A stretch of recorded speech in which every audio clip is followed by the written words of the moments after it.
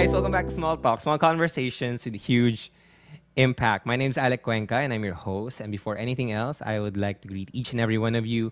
Welcome to the show. If this is your first time, then I hope that you enjoyed this episode and you learn from this episode. And if you do, go ahead and check out the other amazing podcasts here on Small Talk. You'll learn a lot, and I hope you go share it with your family and your loved ones as well. If you are an avid listener of the podcast, then welcome back. I know you read the title, and I'm so excited for this episode to share with you guys. I know this is going to be like a value bomb when it comes to the podcast episodes on the guests that I have here on the show, because in this episode we have again my wonderful friend Coach Yanni Moya.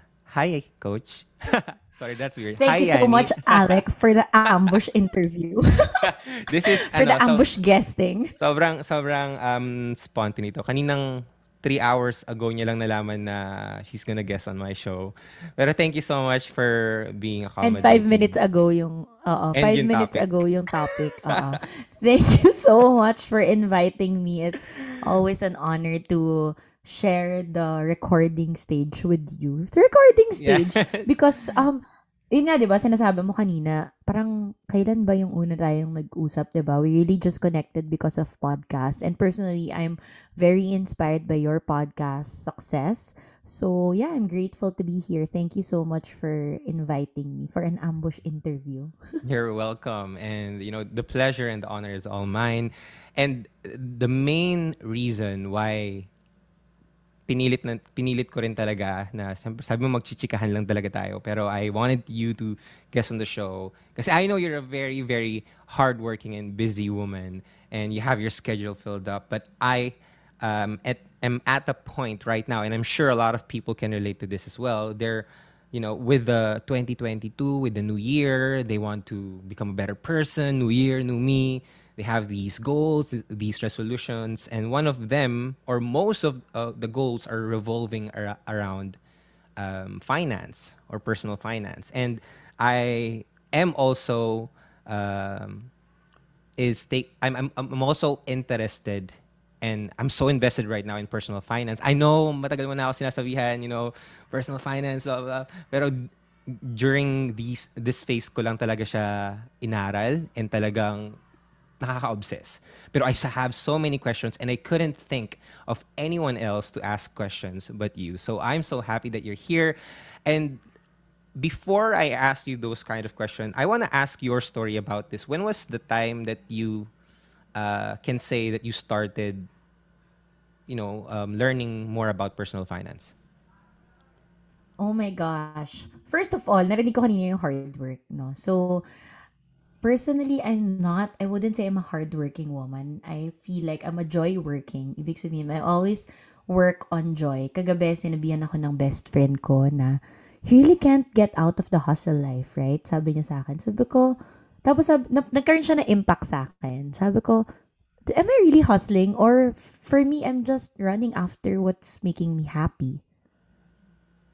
Because if you think about it, if you look at my schedule, I'm not working for the money. Hustling is working for the money. I'm not working for the money. I'm working because I like speaking. So I've been busy setting up the season 3 of my podcast. I've been busy working on a new business. Alam mo yun, parang it's really just joy work for me. I don't consider it work. I say it's work. I said it in one of my episodes in my podcast. Na I call it work because nagigilty ako that people work and I don't. So I call it work. But anyway, to me, it's joy work, not hard work. So as Okay. long as I'm having fun, it's joy for me, then that's fine. Anyway, thank you for your question. So, when did I start with personal finance? No, quick story. Baka di tayo matapos kasi. Quick story. Bata ako, we're not well off. Very middle class, I would say. Nung bata ako, pinakabata talaga. Pinakabata. As in, kinder, ganyan. Medyo may kaya kami. Kasi may business kami, but naloko and nagkaroon ng problem with the business. So, anyway, nag-close yung business. So, we went from high maintenance kids to, alam mo yun, parang normal na lang na life. I wouldn't say below middle class, but definitely middle class because my mom is a solo parent. So, siya yung nagtaguyod sa aming lahat. So, even when I was a kid, I was learning how to budget. As simple as, tomorrow, okay, tomorrow, nakakatuwa yung mom ko kasi ginagawa niyang fun for us yung pagbibili ng baon sa school. So, we couldn't afford to do groceries per week, per month. Okay? So, ang gagawin niya kung magkaning kinita sa barbershop namin tonight, tomorrow, that's what we're gonna buy food. Yung baon. Baon sa school, yung mga biskwit, yung mga Mhm. zesto, yung mga ganyan, mga drinks, diba? And, bibigyan niya kami ng budget. For example, that's 20 pesos. Okay? 20 pesos, nasa sari-sari store kami, turo mo yung gusto mo. So as early and as young as I was already budgeting. Is it Teeny Weeny and Oreo today?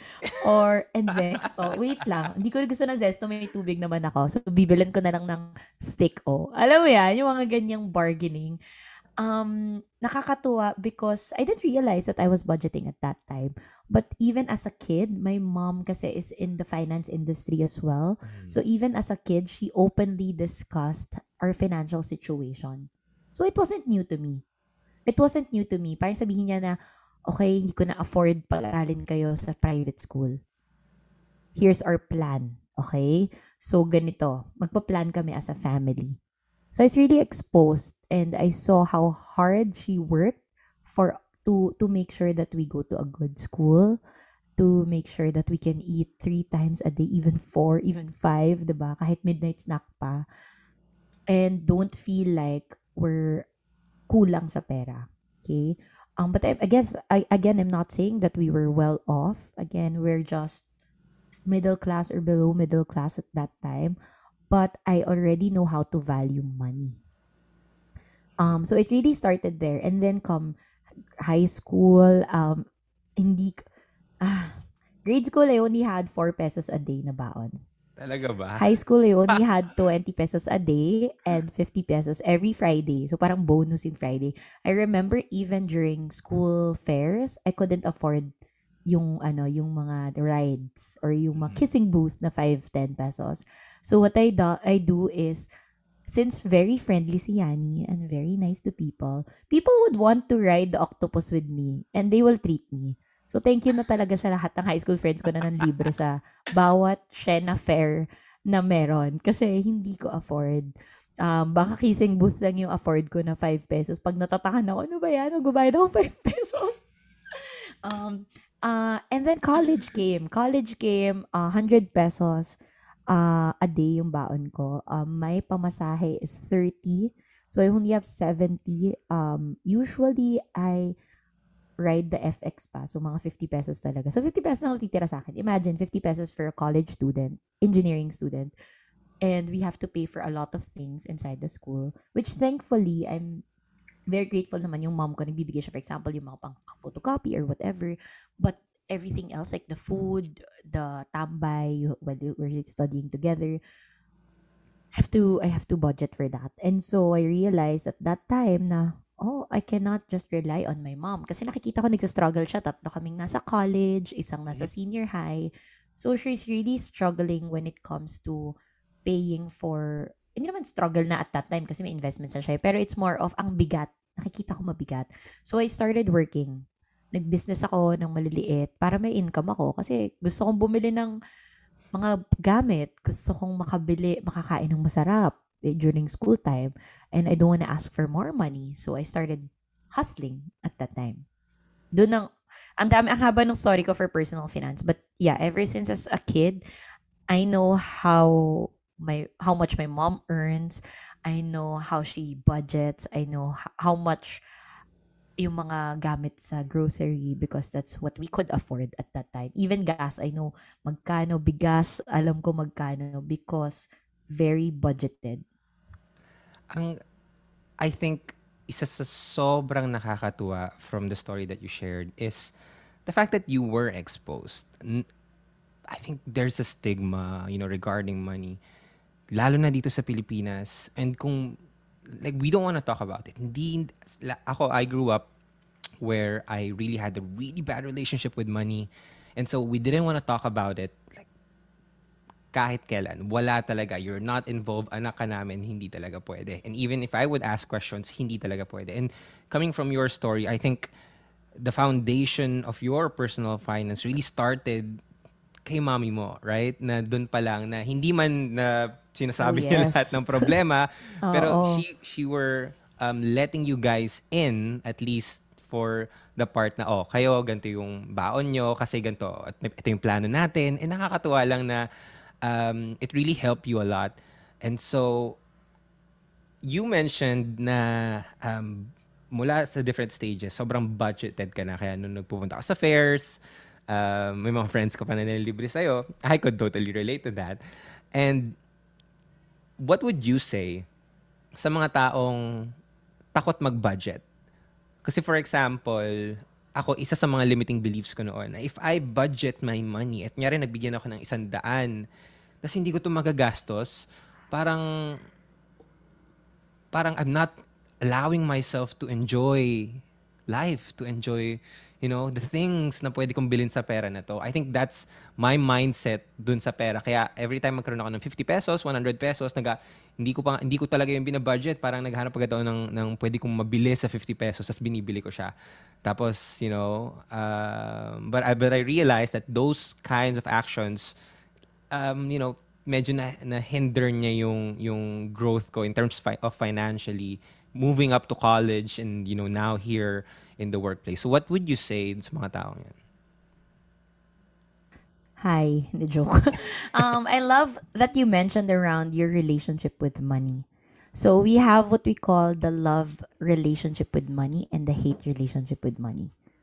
So the love relationship is, how do you, for example, ikaw, Alec, tanungin kita, how do you take care of your loved ones?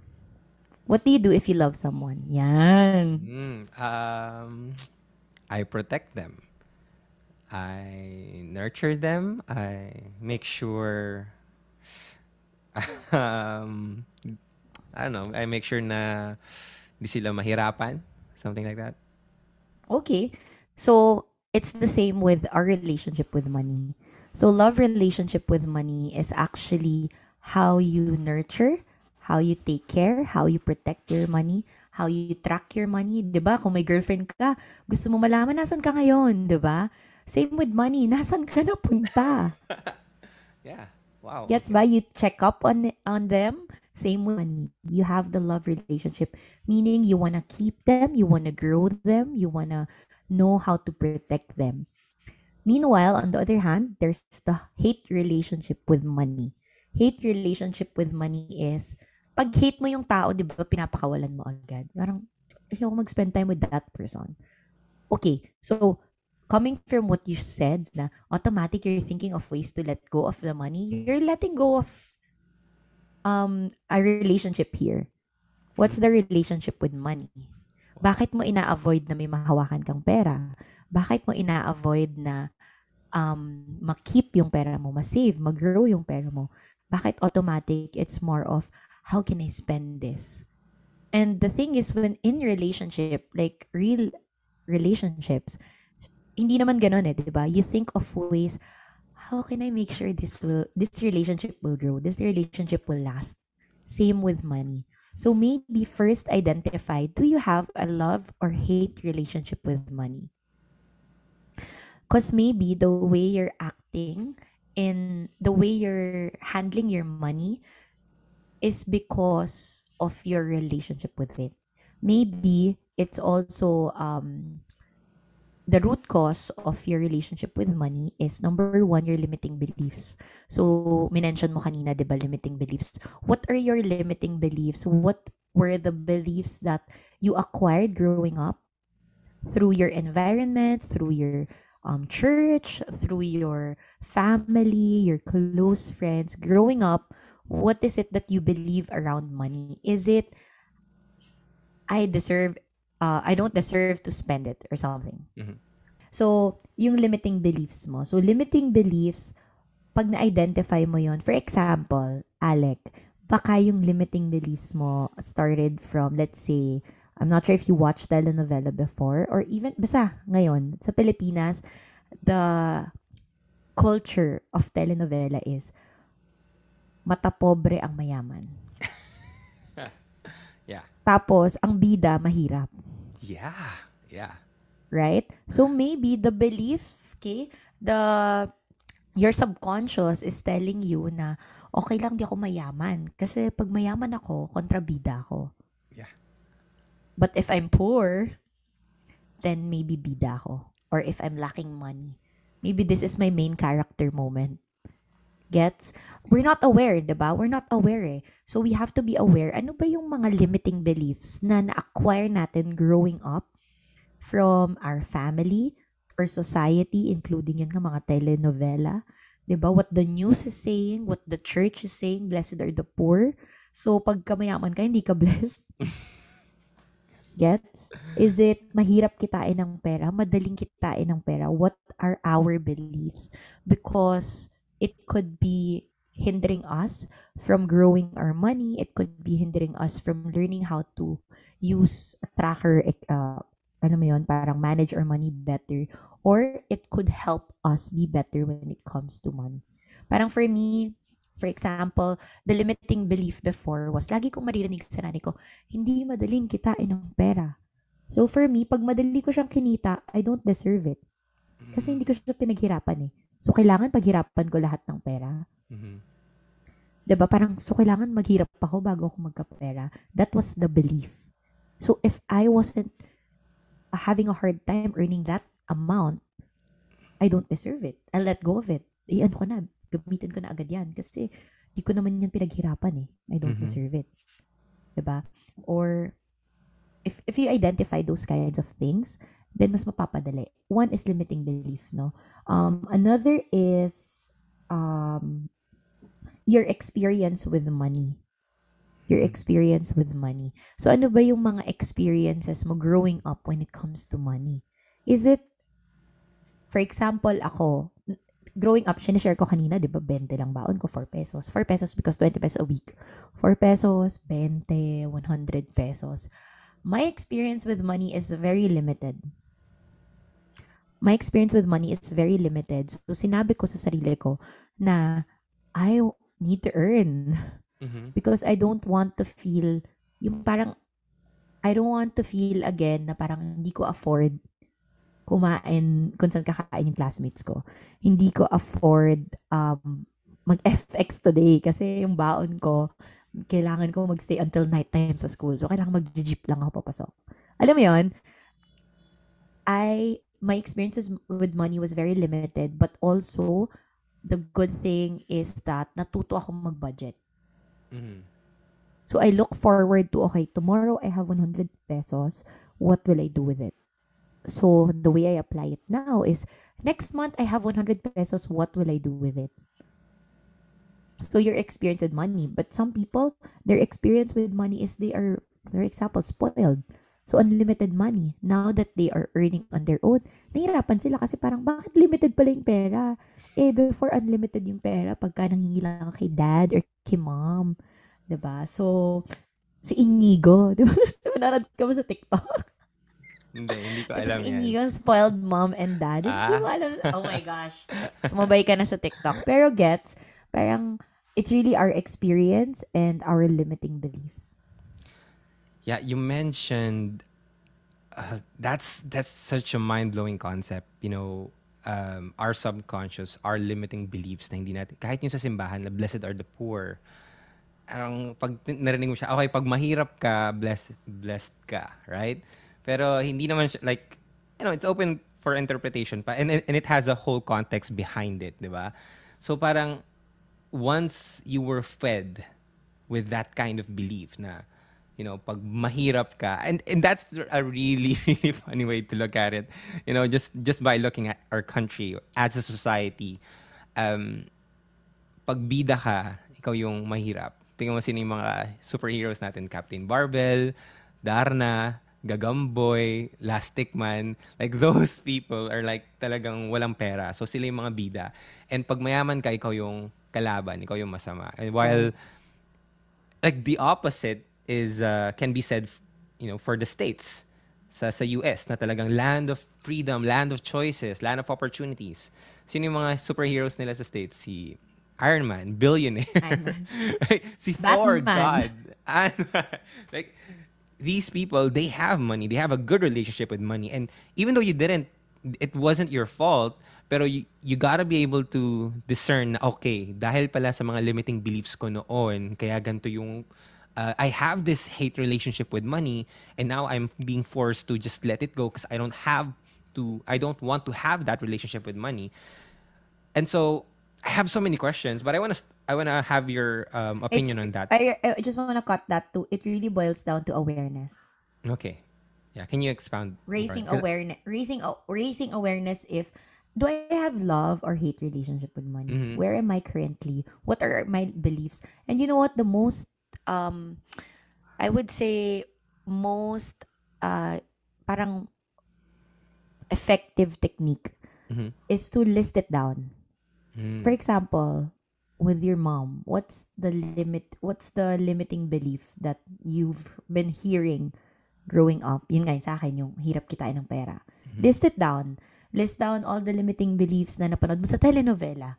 'Di ba? Kailangan mahirap para ano. Kaya tuloy yung mga tao ngayon, 'di ba, sa telenovela, ngayon pag nakakita yung mga tao ng mayaman na mabait, parang gulat na gulat. Parang, uy, alam mo, ang yaman yan, pero ang bait-bait. Hindi masungit, Di ba hindi parang, bakit? walang mistress yan. Hindi naman pala kailangan. Kasi that's what the society through television is putting into our heads, into our minds. And napupunta siya sa subconscious natin. Anyway, list it down, okay, all the negative beliefs that you have around money. And then, write down on the other side, I always say this, sulat ka ng linya, okay? On the other side, sulat mo yung positive affirmation niya. So, for example, mahirap kitain ng pera. The negative belief. Write down the positive belief, which is, money comes to me easily and effortlessly. And then, train your mind every single day, read it, para you can change your subconscious. Yeah. You can control your subconscious. Yeah. And thank Okay, you. question. Thank you so much for sharing that.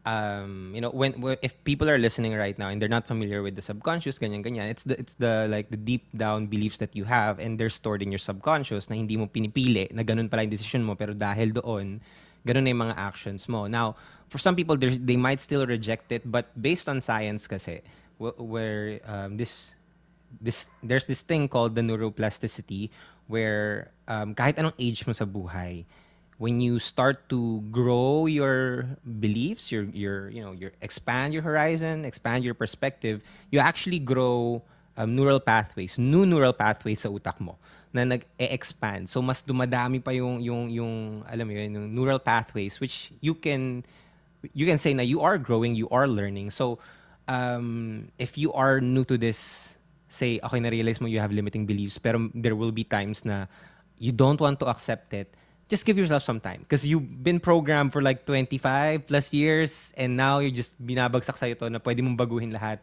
It will take time, but the more you reprogram it, the more you train yourself, listing it down, reading it every day, saying affirmations, and just believing it, magugulat ka na lang na your actions are currently aligned with it, right? So, yeah, now I know I said we want to talk about personal finance, but that's basically the start, right? If we can't really tackle like the tools or the skills of personal finance without trying to change the mindset. But you mentioned earlier that you had this business when you were in college.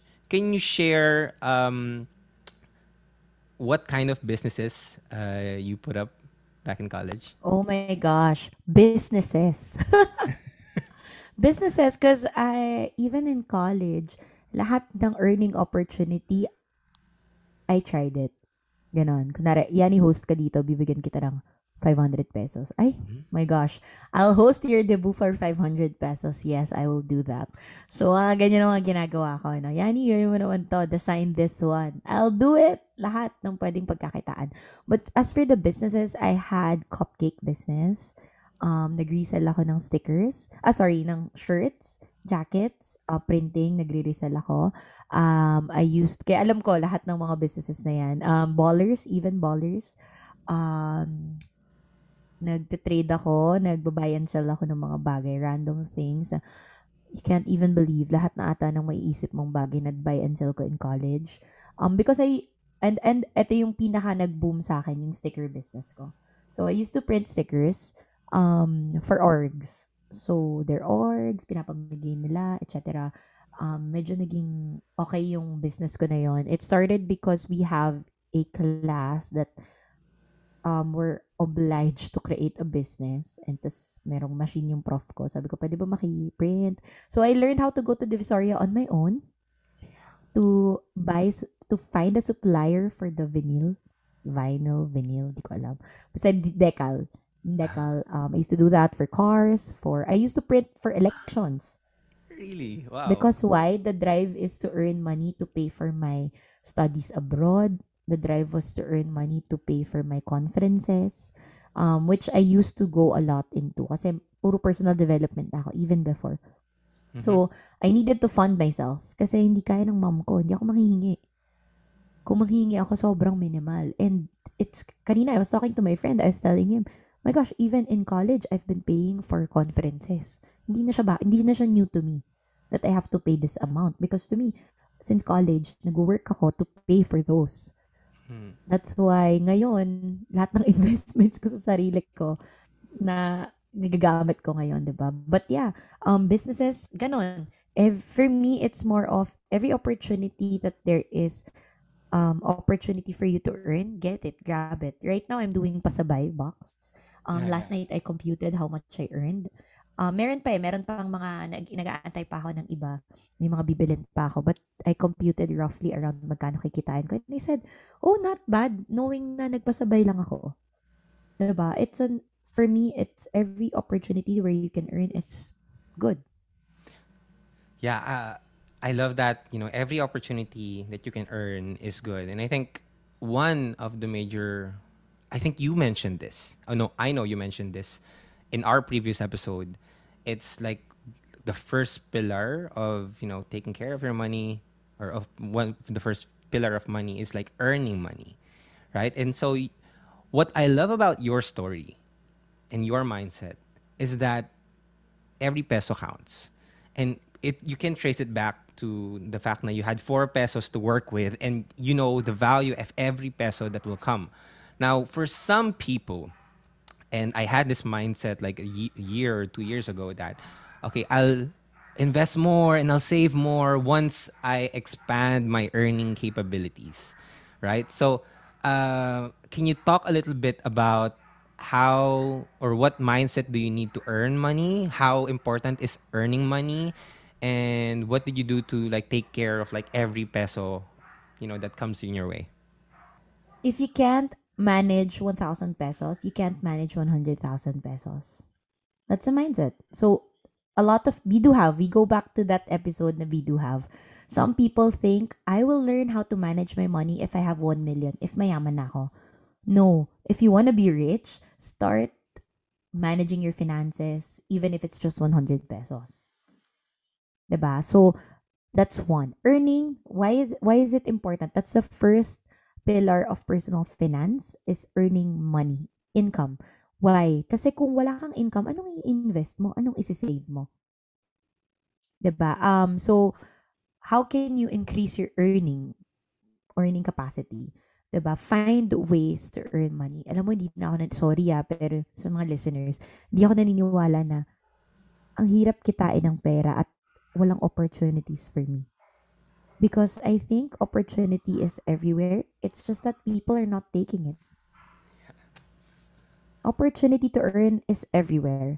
Like literally, ang dami, alam mo dito, bawat tingin kong gano'n, oh my gosh, business idea, business idea, business idea. Ang dami kong naiisip na ideas and business or how can I earn from this. Even here, may mga nagkaroon ako ng mga buy and sell dito na while I'm here in the US, nagkaroon ako ng mga buy and sell pang bili ka ng ticket ng BTS. So, alam mo yon.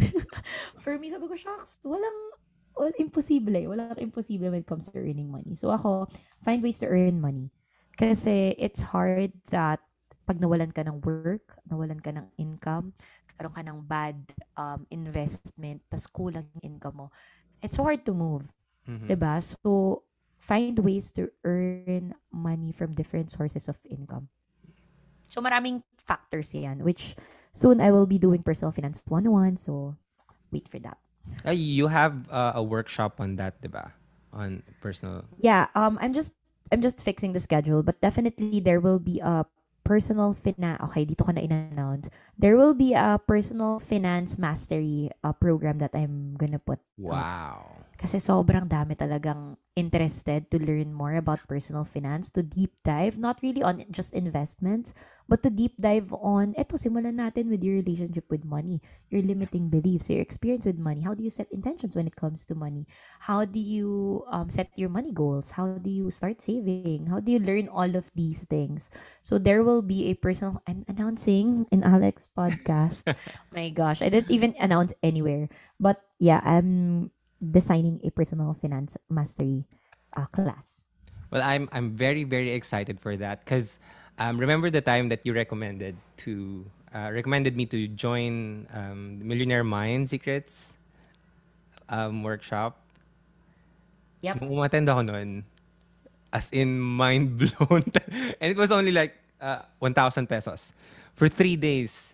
Uh, I mean, ako sabi Mastery. ko nga 999 pesos for this information that changed my life. Worth. Worth it talaga. And just by yung first day pa lang, changing your limiting beliefs, listing it down, like dun pa lang, parang solved na, sulit na talaga yung 900. So I want to thank you for recommending me that. And I also want to thank you for, yeah, I didn't know umattend ka pala. yeah, umattend ako nun. That's That, good. Oh my gosh. yeah. I think doon talaga nagsimula lahat yun eh. Tapos doon ko nakita yung financially free number ko, figure ko, na ganito pala yung kailangan ko para maabot ko, ganun. Tapos nagkaroon ako ng system, which is really, really good.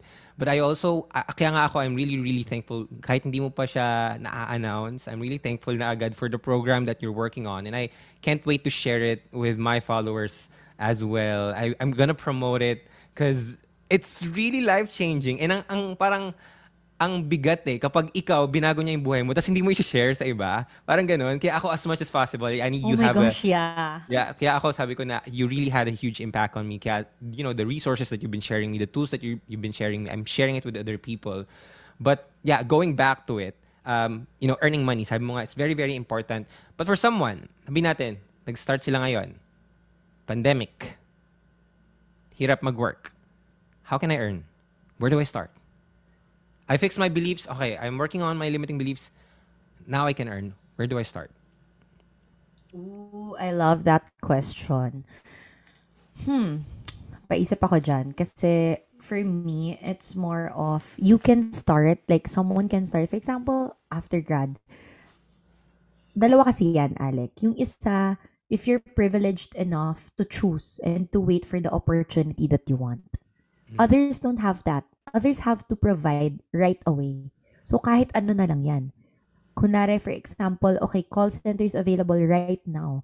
So even if graduate ako ng magandang course and ayokong mag-call center agent, for example, I would take it because my family needs to eat.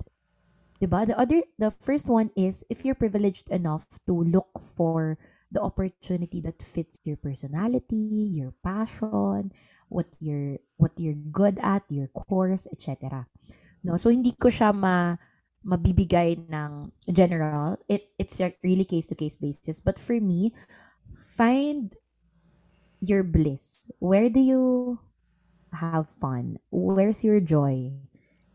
And if you find your bliss, money will follow. That's a tagline of season 3. But yeah, find your bliss talaga.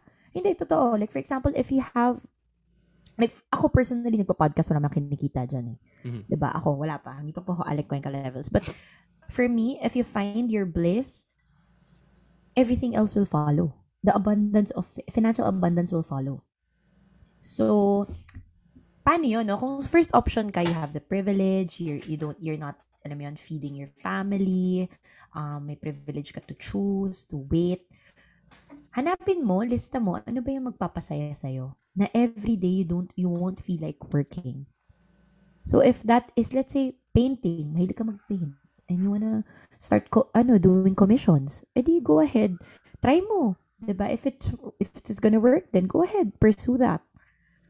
That way, you won't feel like working na kahit anong day in your life.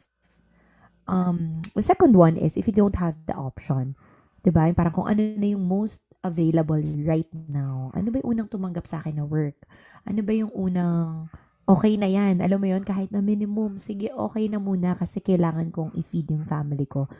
Then for those people, I really applaud you.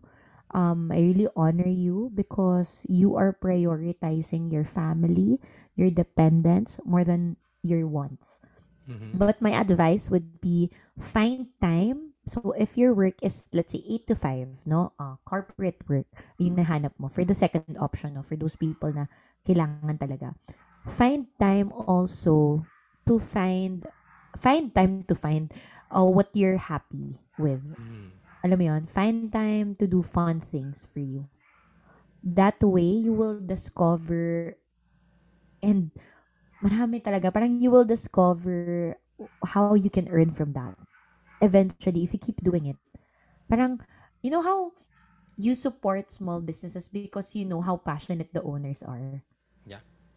Na parang, hindi ko naman talaga to kailangan. Pero, oh my gosh, talagang yung puso niya nandun. And then people will just support you. That's the reason why a lot of people have a lot of small businesses right now. Because, because sinundan nila yung passion nila. Ano ba yung everyday? Itong next business kong ilalabas. O, dami ko announcements dito. Yung next business kong ilalabas, it's because it's something that I do every day. It's something that I do every day. That's why now I'm sharing it to people because sabi mo nga, if it created an impact in my life, then why not share it? 'Di ba? Gusto nating i-share. So, ganun, find that what's fun for you, what's normal, what's everyday na ginagawa mo just because, and then eventually you'll find ways to earn from that.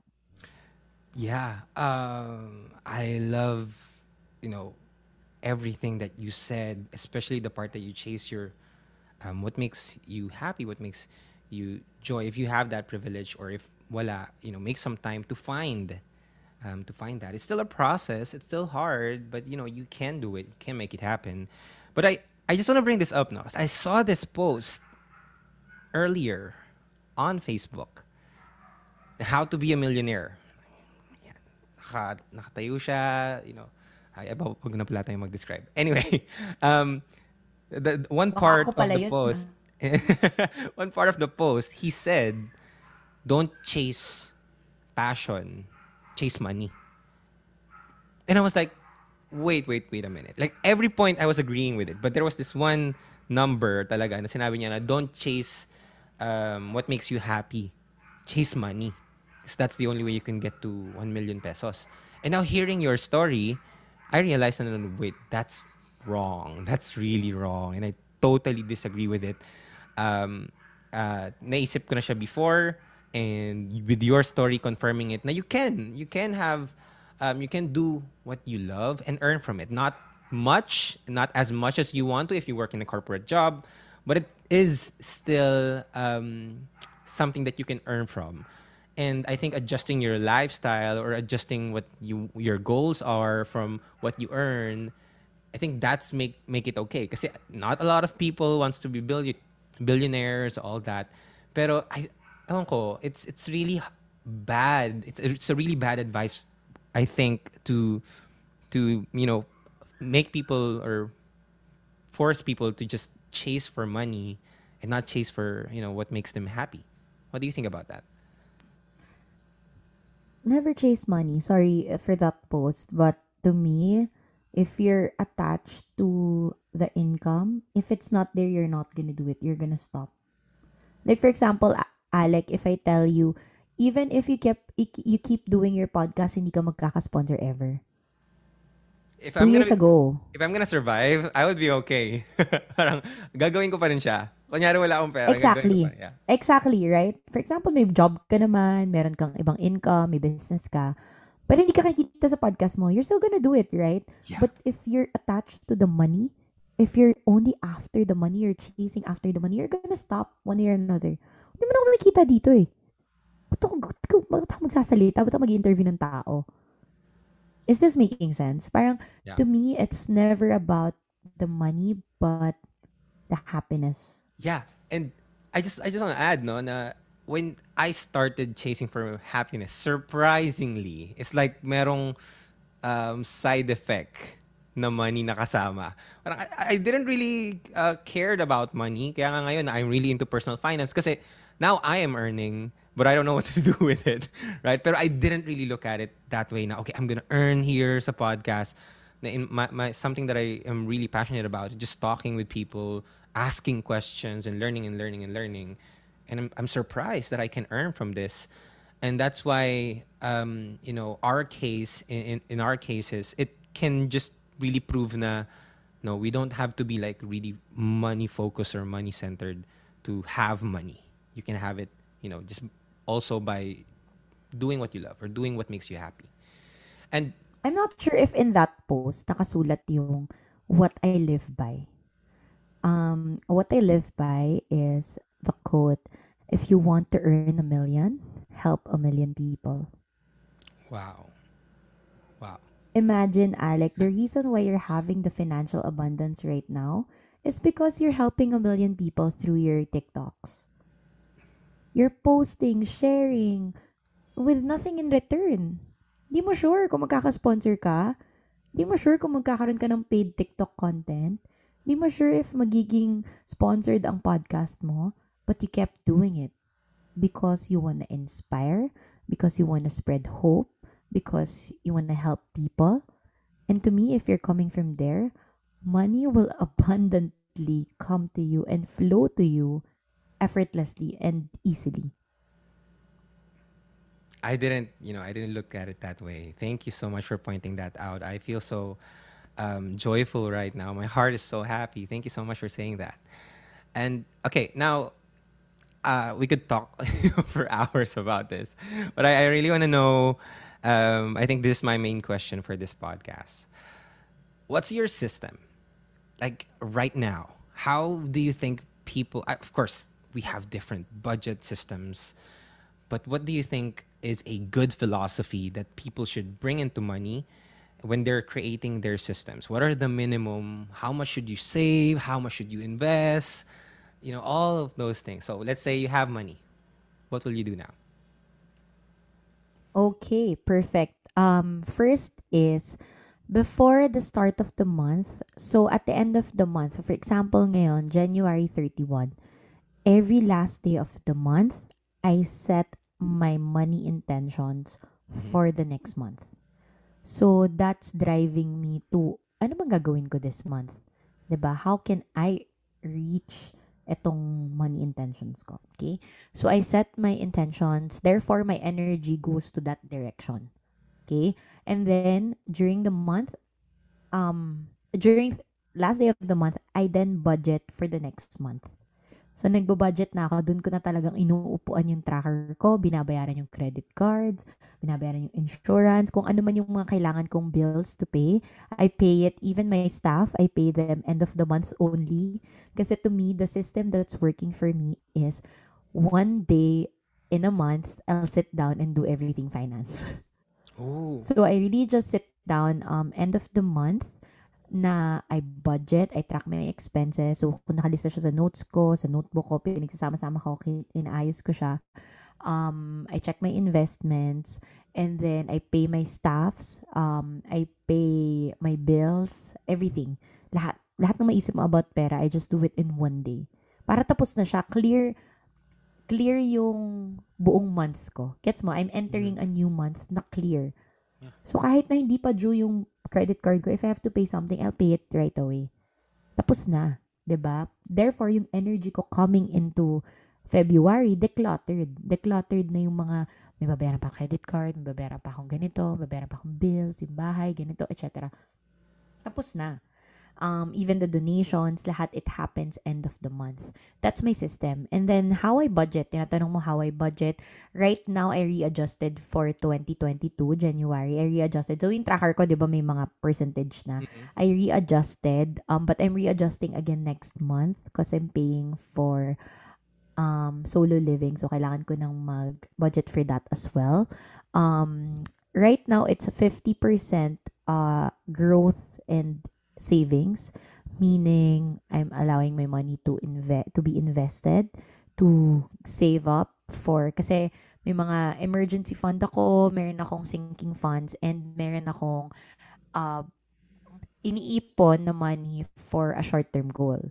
Mm-hmm. And then I have 50%. The other 50 goes 10% goes to my tithing, okay, Mm-hmm. for my sharing. That's whether I earn 1,000 this month or I earn 100,000 or 1 million this month. 10% goes directly to the foundation that I am supporting. I have 5 scholars. Ayan, I have 5 scholars. Hold on na. Hello. Ayan. I have 5 scholars. Sorry. Cut mo na lang kasi ano yung Viber. Hindi, okay Anyway, lang I yun. have 5 scholars. Joke. Hindi, I have 5 scholars doon. So, that's 10%. Mhm. 20% goes to my fund. And the other 20 Sorry, sir. goes to my 10%, expense. 20%? For the fun. 10%, 20%. Oh, for the fun, 20% 20%. for the fund ko. Okay. Yeah. And then 20% goes to my expenses right now. Mm-hmm. Right now. So yung expenses goes to paying my bills Uh-huh. and rent, load, other stuff. 20% goes to my fund because that includes investing on gadgets. For example, my microphone right now is new. Mhm. First time ko rin pong ginamit ngayon for a podcast Is that a Blue episode. Yeti? Naunahan mo. Yeah. It's Blue Yeti. Wow. Yeah, I know it's an Okay. upgrade from my pink mic, but nabenta ko na rin yung pink mic ko. K-Dish. Anyway, so so the point there is 20% goes to my fund because for me, yung fund is nire-relate ko siya to what I do. So nire-relate ko siya to how can I put meaning into this microphone. Uh-huh. Okay, magpa-podcast tayo, magva-vlog tayo, gagamitin natin, 'di ba? Hanggang ma-ROI. So to me, yung fun pa rin investments. And of course, fun, nag-shopping ako dito eh. So, yon. Okay, so you talked about your fun. You also mentioned, so 50% goes to growth and investment, 20% goes to your expenses, 20% goes to your fun account or the wants, and the 10% goes to tithing, yung tithes. So, can you share what's the important of having that 10% as giving money? Or how did it impact you? Because I don't think, not a lot of people put in tithes. Kahit na sabi sa Bible, if you're a believer, Yeah. kailangan yun. Yeah. Like, what's the impact it had on you? To me, it's my contribution to the world. Mhm. Like, everything that we have is not really ours, but is provided for us to give back, Mhm. to support people. So for me, what is 10% out of that 100% that I'm earning? So 10%, whether, yun nga, sinabi ko, whether that's 1,000, that's 100,000, 1 million, I'm still gonna share the 10%. No ifs, no buts. The thing is, it's a universal law. When you give, social, you receive. But the thing is, a lot of people are just on the receiving end. Pahingi. How can I have? How can I receive? How can I gain from everything? But we're never open to sharing. We're never open to giving. We're never open to how can I help? How can I contribute? And I think if we're working on and focusing our energy on serving, contributing, helping people, the financial abundance will just come. So to me, if I learned this in a couple of years ago, na you should be giving because money is currency. So in order for it to flow in, it has to flow out. Currency, energy siya. But kung nakaganyan ka lang, I hope your podcast will see, your podcast listeners will see this. If yung grip mo, alam mo yun, nakaganyan ka lang, nakasara ka, tapos sabi mo, Lord, pahingi, diba? Lord, but walang blessings? Maybe try to let go, and then you'll feel free, and then you're also in the position of receiving. If you think about it. But the thing is, nakaganyan tayo. Pahingi. Yeah. Paano ko lalagay? But if we're giving, then we're also in a position of receiving.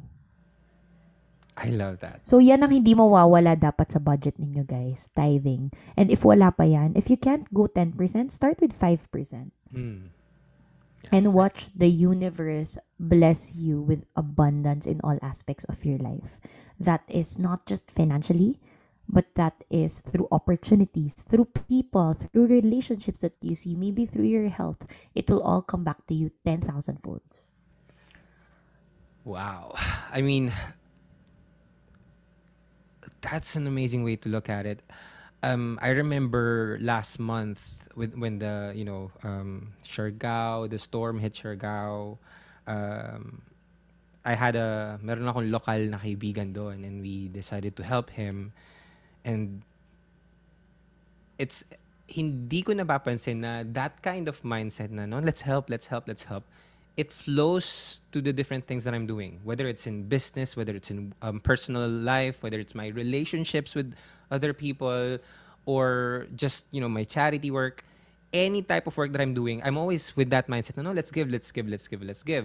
And I realized, kasi parang kahapon nag-send siya ng picture na may bubong na, may yero na, tas nakatayo na yung patayo na yung bahay.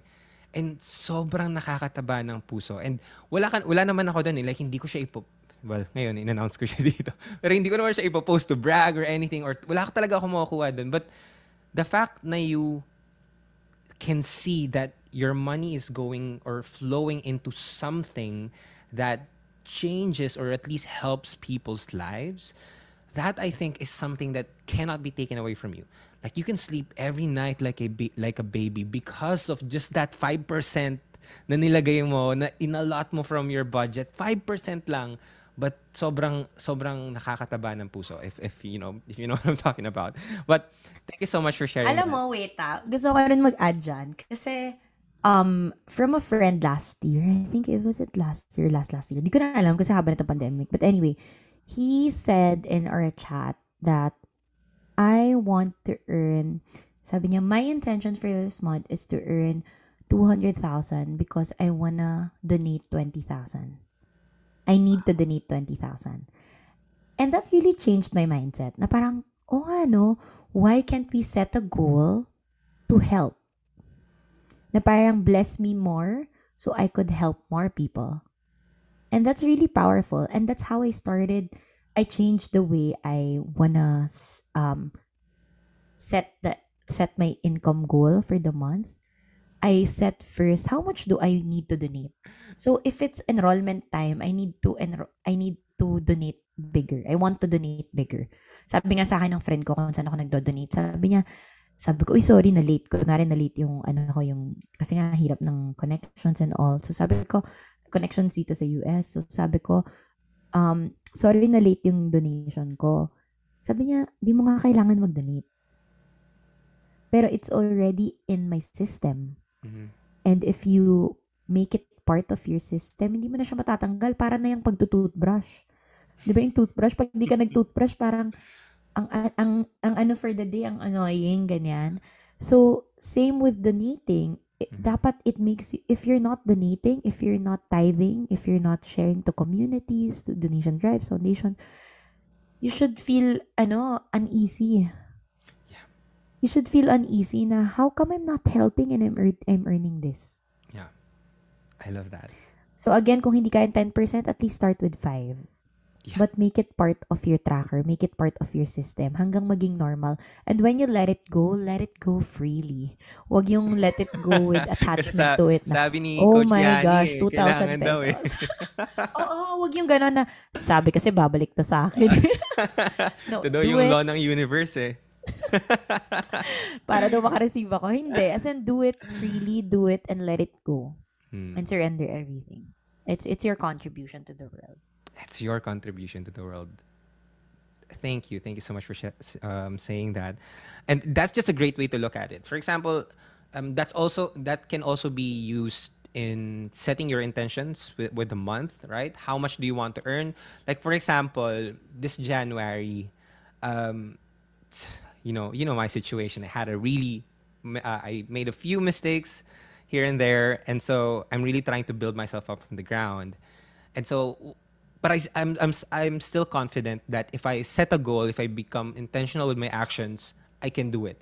And one thing that I said this year is I need a new car kasi it's really hurting my family. Alam mo, wala yung if may emergency, kailangan pumunta sa ganito, kailangan tansyahin ko pa yung kotse kung kaya ba. Hindi kita mapuntahan sa QC kasi tinatansya ko yung kotse ko. You know, yung mga ganong Hindi kami matuloy-tuloy decisions. sa QC. Hindi ako matuloy-tuloy. Sabi ko, andito ako sa BGC. Pa-south na ako. Ang layo. So, sabi ko na I really need a car. So, I said myself, okay, I need to, save for the down payment. And so, what I did was, tinignan ko nga kung magkano. And so, nilagay ko siya. Pero, for me, it was only like 20%. Like, 20% of my money is going into that. So, if I want to earn like 100,000, kailangan yung kita ko mas malaki pa doon. And kahit hindi ko siya maabot, alam mo yung nag-e-expand ako na, no, I gotta earn more. Now I'm thinking of ways to earn more. Kasi alam mo yung hindi man like 100% ilagay ko doon. Pero the fact na I'm reverse engineering it into seeing na, if you want to increase that, whether it's your tithings, your growth or your investments, your saving accounts, or whether it's for a goal, then you can see, okay, you gotta earn this amount of money, and now you can be intentional with it. Now you can set your goals with it. So that's just And your body mind-blowing. will find ways to make it happen for you. Last year, even if I was living with my family, I wasn't living solo. I started tracking how much will it cost me to live independently. So I started tracking and sabi ko, okay, this is the goal. So ako ito expenses ko, ito dapat yung kinikita ko. I reversed engineered everything. And you know what? When I checked my 2021, I said, oh my gosh. Surprisingly, I hit it every single month because sinabi ko sa sarili ko na ito yung dapat. Yeah. We find ways. Diba? We find ways to, yeah, we really find our body will find ways if you set it in your mind. Yeah. The thing is, diba, ang dami nating gusto. For example, gusto ko ng bahay. For example, ikaw, Alec, gusto mo ng kotse. Di ba tiningnan mo magkano yung kotse? Magkano yung down? Magkano yung monthly? Now, your body is thinking of ways to pay for that. How can I afford it? Make it real for you. Pero kung hindi ka sure, gusto ko makabili ng bahay. Okay, lahat ng Filipino, yan ang pangarap, makabili ng bahay. Tatanungin ko, sige, saan? Is it a condo? Is it an apartment? Is it a townhouse? A house? House and lot? Where? Magkano ang budget? Ilang kwarto to? We're not specific. We don't know kung ano ba yung tina-target natin. We're just running. Kumbaga, tumatakbo lang tayo, di natin alam yung end goal. Saan ba ending nitong takbo ko? Takbo lang ako ng takbo. Diba? So, if you have those short-term goals, like, for example, for you, it's a car, then, list it down. Check it out. Magkano ba yan? Check mo online. Diba? And make it real for you. Make it real for you in a way na budget it na. Yeah. Put it in your budget na. If I'm paying for a car, how will that look like in my budget? Kaya ba? Yeah. Realistic ba? Yeah, and I love that. That's like my formula as well. Like if I have, and I realized then, with right now with all the gadgets that I have, minsan ano ka na, nabili mo lang siya. You think na nabili mo lang siya, pero hindi mo alam na no, you expanded your actions kasi. You wanted that in the first place. Now you thought of ways, kahit na hindi mo consciously tinanong anong kailangan kong gawin. Like hindi mo napapansin na pag may opportunity dumating, sobrang gigil mo, sobrang excited mo, sobrang saya mo na meron. And then magugulat ka na lang na papasok siya doon, makakatulong siya sa goal mo.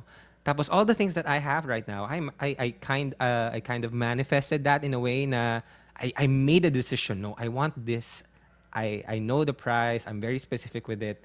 And so now I turned that into a question. Like for example, my goal is an MV7 microphone, right? So now I turned that goal into a question. No, how can I? And I know and I don't like ask myself that question, but at the back of my mind, I always repeat that question. So now my eyes or my vision are looking for opportunities, and I'm only focused on opportunities. I don't worry about what's like the problems or the challenges ahead.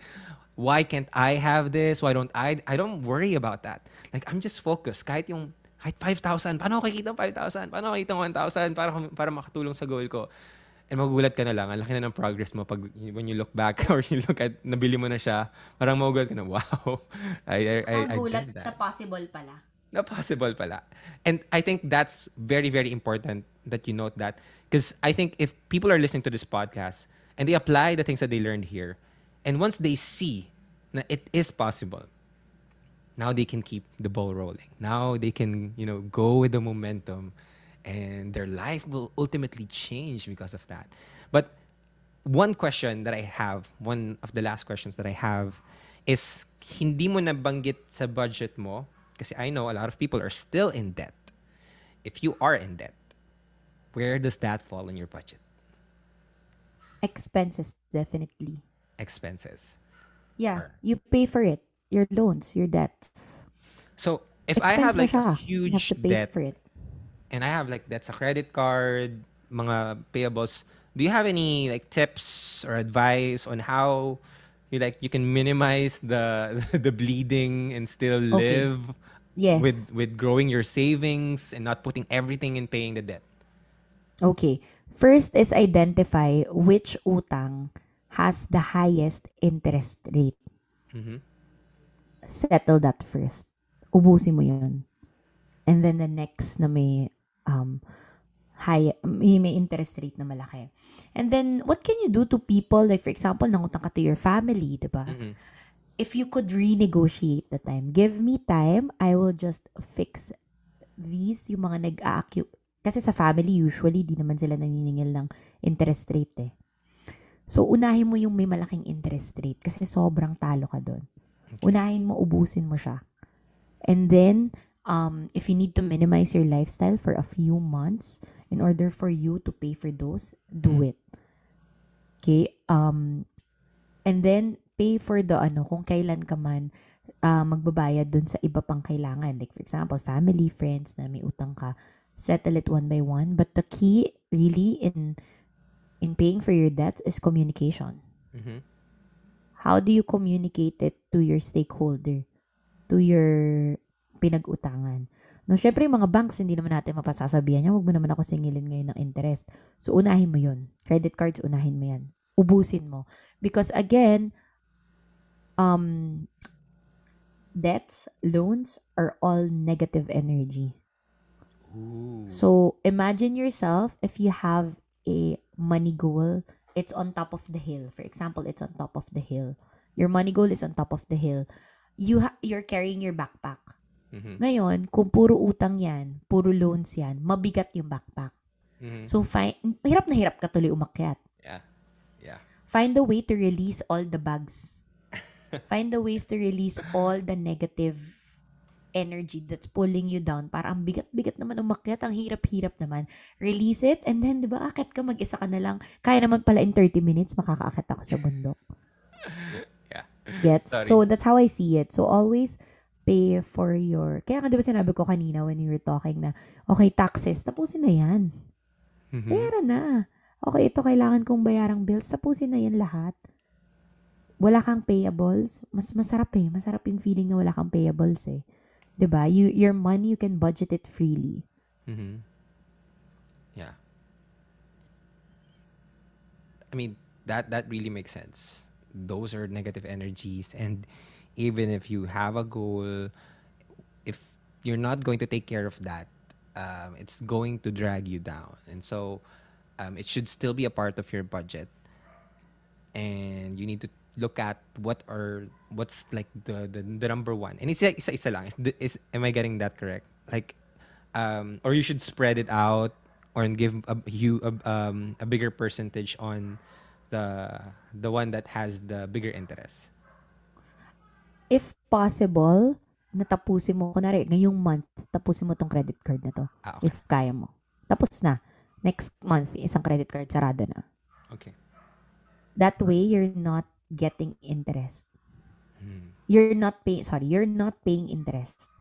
Kasi what we want is to earn interest, not to pay for interest. Wow. I love that. What we need is to earn interest, not to pay for interest.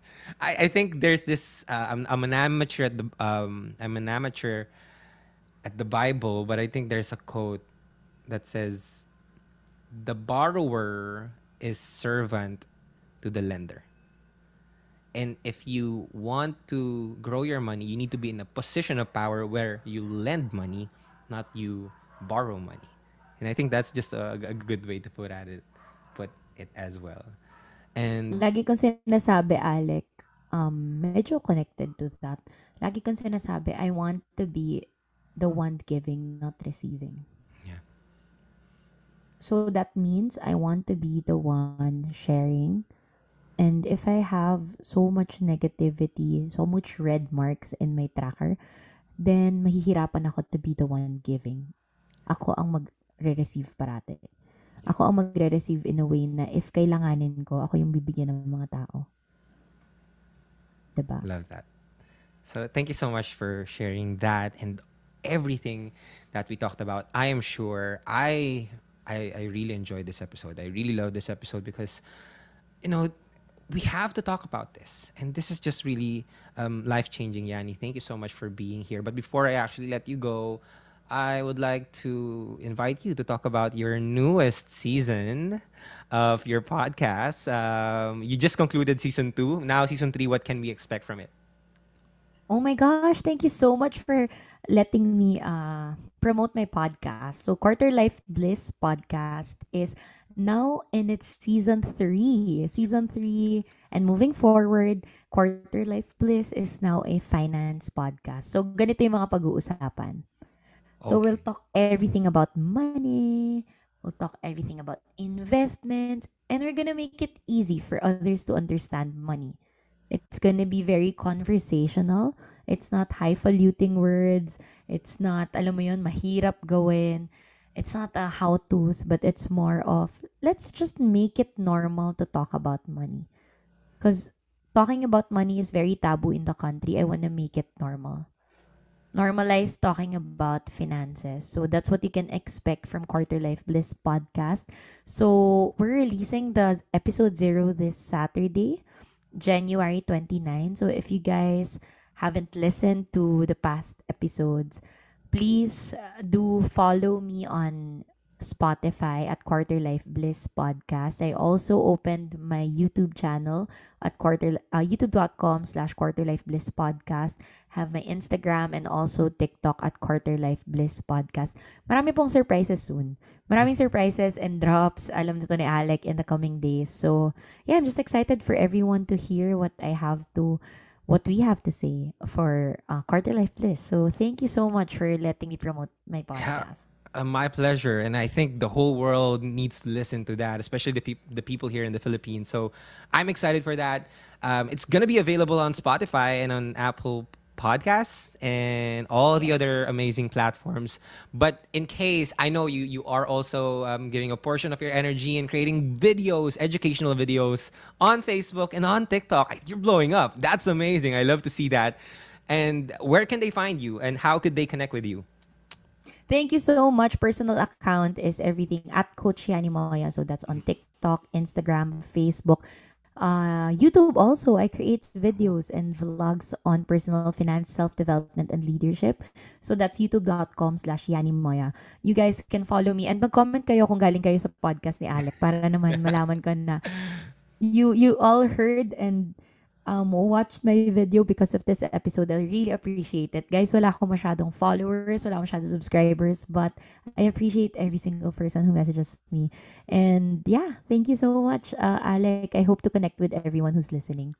Yeah, amazing. And I hope people would connect to you because you're really an amazing person, and anybody would be lucky. Can I also promote pala? Sorry. Of course, go If ahead. they follow me on Instagram at Coach Yani Moya, they can check the link on my bio. That's the Yeah. Beacons page.